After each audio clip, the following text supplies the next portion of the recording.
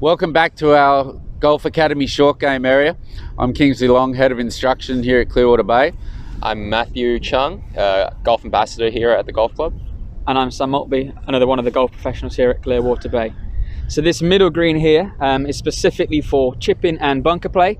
So Matthew is going to show us a few different ways as how he goes about using this particular green to improve that part of his game. Okay, so the first part we're going to look at is your chipping. How about do you go about practicing these particular chip shots to improve when you're playing on the course? So similar to putting, I actually split my chipping practice into 3 parts. So it's technique, variability, and having a game to finish.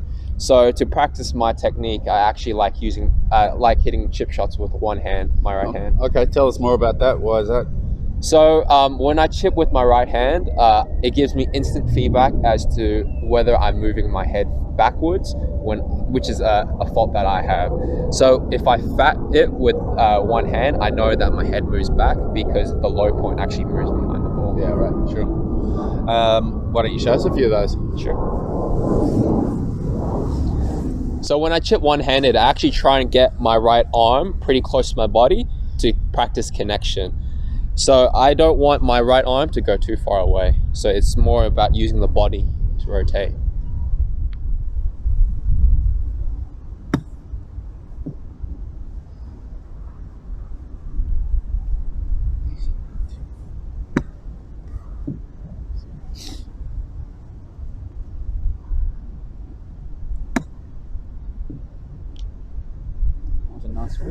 All right, so Matty, you've done your technique work. Where do you go to from there?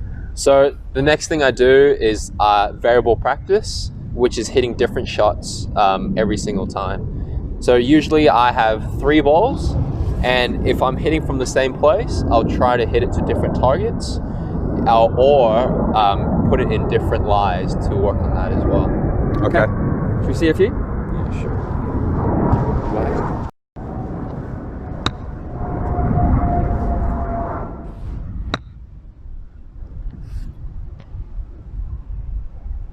Pretty good. Nice.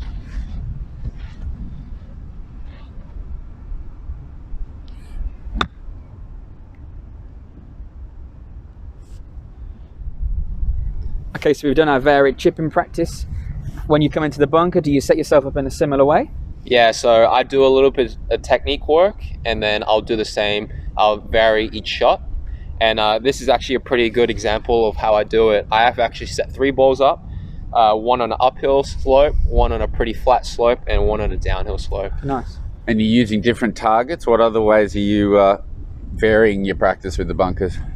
So with this drill, I'll hit it to the same target, but there are 2 other bunkers on the screen that have different heights. So I can actually practice the height that I hit my bunker shots at. So the deeper one, I'll have to open my face a bit more, whereas the shallower one, I can hit it not as with a less open club face. And are you varying the clubs you're using as well? So I vary my clubs based on the distance. The further the bunker shot is, I'll move up to about a 56 or a 50. But if I have not much green to work with, I tend to use a 60 degree. Okay, great.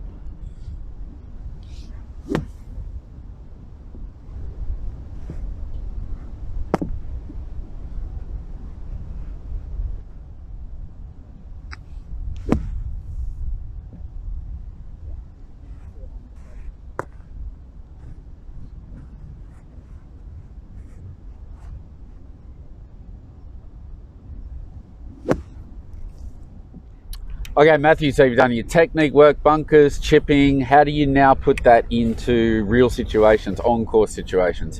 So I like to play a game called Par 21, where I use 1 ball and I picked 9 different chip shots.